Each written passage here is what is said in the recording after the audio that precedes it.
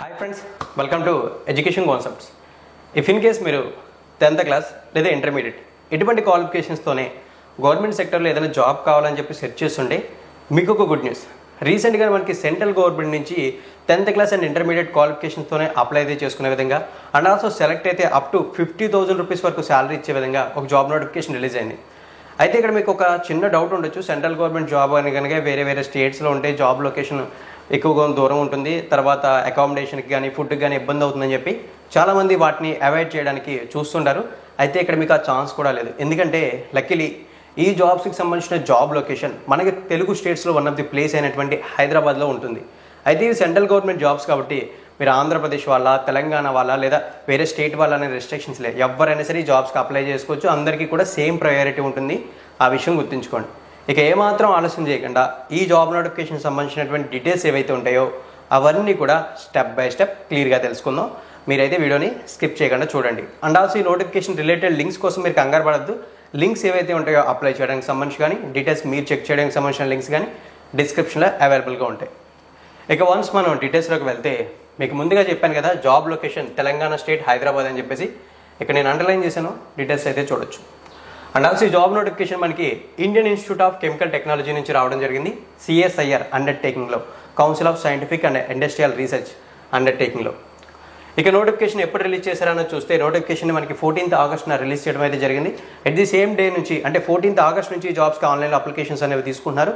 ఇక అప్లై అయితే చేయడానికి లాస్ట్ డేట్ ఎప్పుడైనా చూస్తే మనకి 12th September is the last date అని చెప్పేసి మెన్షన్ అయితే చేశారు. అయితే అప్లికేషన్ ఫీజు చూసుకుంటే 500 రూపీస్ అని మెన్షన్ చేశారు. ఈ 500 రూపీస్ అప్లై చేసే క్యాండిడేట్స్లో unreserved OBC economically weaker section category candidates pay చేయాలి.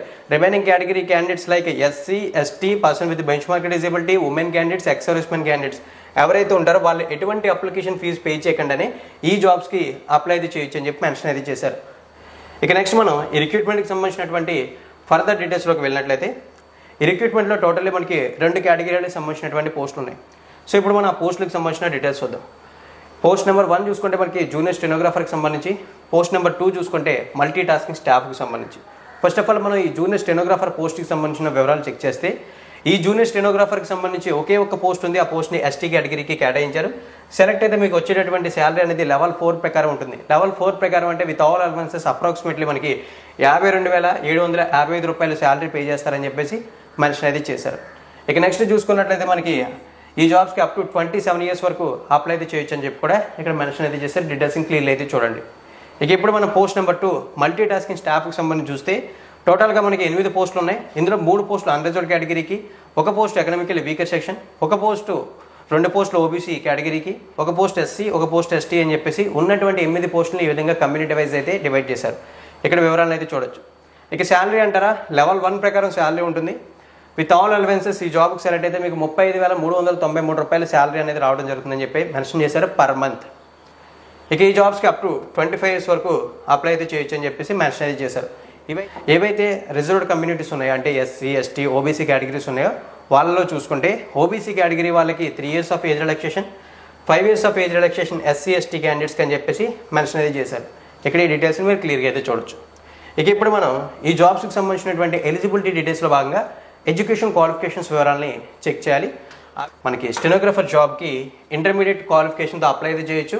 And also 80 words per minute short hand వచ్చి ఉండాలని చెప్పారు. ఇంటర్మీడియట్ అని కానీ మీరు MPC వాళ్ళు అప్లై చేయాలా, సైన్స్ బ్యాక్డ్రాప్ వాళ్ళు అప్లై చేయాలని కంగారు పడద్దు. ఇంటర్మీడియట్లో మీరు MPC, CEC ఇలా ఏ గ్రూప్ అయినా ప్రాబ్లం లేదు.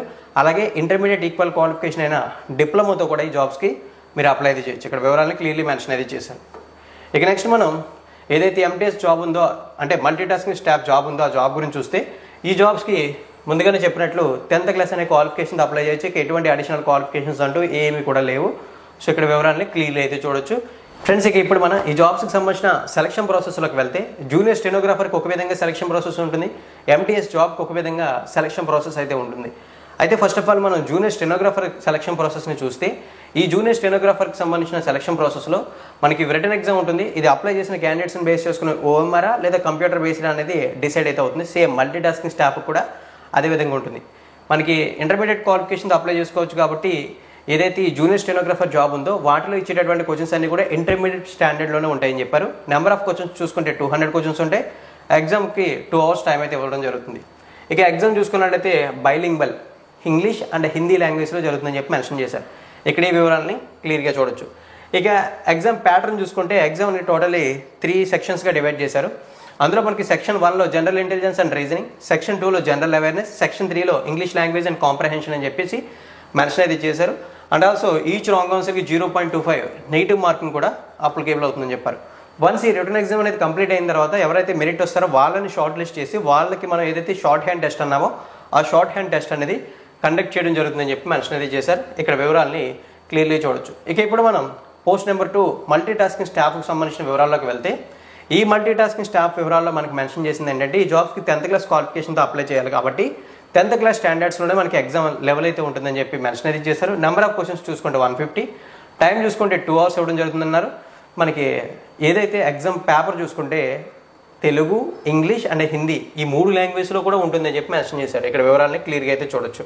అండ్ ఆల్సో మీకు ఎంటీఎస్ జాబ్పై ఇంట్రెస్ట్ ఉంటే ఎంటీఎస్ జాబ్ ప్రొఫైల్ ఎలా ఉంటుందో డీటెయిల్స్ ఎక్స్ప్లెయిన్ చేస్తూ ఒక వీడియో చేశాను. ఆ వీడియో లింక్ డిస్క్రిప్షన్ ఇస్తాను, అక్కడ క్లిక్ చేసి చూడొచ్చు. ఇక ఎగ్జామ్ ప్యాటర్న్ చూసుకుంటే ఎగ్జామ్ ప్యాటర్న్లో మనకి మెన్షన్ చేసిందంటే ఈ ఎగ్జామ్ని మొత్తం 4 పార్ట్స్గా డివైడ్ చేశారు. పార్ట్ 1లో మనకి జనరల్ ఇంటెలిజెన్స్, పార్ట్ 2లో జనరల్ యాప్టిట్యూడ్, పార్ట్ 3లో జనరల్ అవేర్నెస్, పార్ట్ 4లో ఇంగ్లీష్ లాంగ్వేజెస్ అని చెప్పి ఎగ్జామ్ పేపర్ని 4 పార్ట్స్గా డివైడ్ అయితే చేశారు. నెంబర్ ఆఫ్ క్వశ్చన్స్ చూసుకుంటే మనకి 200 క్వశ్చన్స్ 150 క్వశ్చన్స్ అయితే ఉన్నాయి. ఈచ్ క్వశ్చన్కి ఇక్కడ 3 మార్క్స్ అయితే ఇవ్వడం జరుగుతుందని చెప్పారు. నెగిటివ్ మార్కింగ్ కూడా ఉంది, 1 నెగిటివ్ మార్కింగ్ అనేది ఉంటుందని చెప్పి మెన్షన్ చేశారు. అంటే ఒక రాంగ్ ఆన్సర్ చేస్తే మీకు ఆ బిట్టికి పోయే 3 మార్కులతో పాటు ఇంకొక ఆల్రెడీ మీకు ప్లస్ అయినటువంటి మార్క్స్లో కూడా 1 మార్క్ లెస్ అవుతుంది. ఆ విషయం మీకు తెలిసిందే. సో ఇక్కడ క్లియర్లీ అయితే చూడండి. ఈ ఫ్రెండ్స్ ఇప్పటి వరకు నేను ఈ జాబ్ నోటిఫికేషన్ సంబంధించిన డీటెయిల్స్ అన్ని కూడా మీకు క్లియర్గా ఎక్స్ప్లెయిన్ అయితే చేశాను అనుకుంటున్నాను. ఒకవేళ నేను ఏదైనా ఇన్ఫర్మేషన్ స్కిప్ చేశాను అనిపించినా లేక మీకు ఈ నోటిఫికేషన్పై ఏమైనా డౌట్స్ ఉన్నా సరే కామెంట్ సెక్షన్లో కామెంట్ అయితే చేయండి. అండ్ ఆల్సో ఈ నోటిఫికేషన్ రిలేటెడ్ లింక్స్ అన్నీ కూడా డిస్క్రిప్షన్లో అవైలబుల్గా ఉంటే మీరు కంగారు పడాల్సిన అవసరం లేదు. అండ్ ఆల్సో ఫైనల్లీ ఒక చిన్న రిక్వెస్ట్, నా ఎక్స్ప్లెనేషన్ నచ్చినట్లయితే లైక్ చేయడంతో పాటు ఇన్ఫర్మేషన్ మీ ఫ్రెండ్స్తో షేర్ చేయండి. కొత్తగా ఎవరైనా మన ఛానల్కి విజిట్ చేసి జాబ్ నోటిఫికేషన్ డీటెయిల్స్ తెలుసుకుని ఉంటే మీకు నచ్చినట్లయితే నా ఎక్స్ప్లెనేషన్ ప్రతిరోజు మంచి జాబ్ నోటిఫికేషన్ డీటెయిల్స్ తెలుసుకోవడానికి మన ఛానల్ సబ్స్క్రైబ్ చేసి నోటిఫికేషన్ బెల్ ఐకాన్ని యాక్టివేట్ చేయండి. థ్యాంక్ యూ ఫ్రెండ్స్, వీడియోని ఎండింగ్ వరకు వాచ్ చేసినందుకు.